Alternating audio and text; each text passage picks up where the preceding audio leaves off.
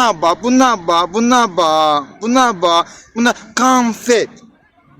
Konfet. Şokolat, şokolat. O için le bombes. Sen kalbin okey, kalbin. Adil müəllim, sizə bir sual verəcəm, tarixi sualdır. Deməli, tarixdə bilirsiniz ki, ən yüksək qızdırma Sultan Süleymanda olub.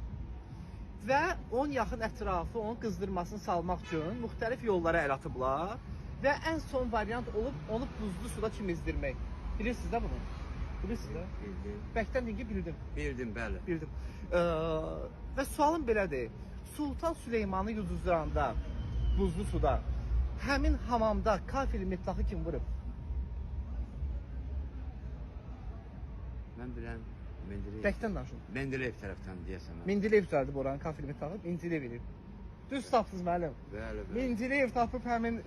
Və sonuncu sual vermək istəyirəmsə, sonuncu sual verməmişdən qabaq sizin hər ikinizin burnu sıxılmalıdır biraz. Güngül var. Verilişin qaydasıdır. Buyur. Müəllim, Şey deməliyim. götür kimdir? Deməli, Götür kimdir? Ha, o Almanya'nın ne? Götür kimdir? ben adam Almanya bayaqki sual idi. Ay ki. Bak. Göte bak ha. Götür bax. Tamam, müəllim nəfəs ala bilmir də. Qoy sualımı verim tutarım. Müəllim, götür kimdir? bak. Ben de Hərəkətimə görə. Götür kimdir? Bax.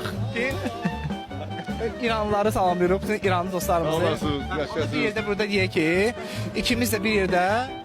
Kardeşim. Yox, yox, qoy, onu əlbəttə bir qardaşım. Hə, amma başqa söz var.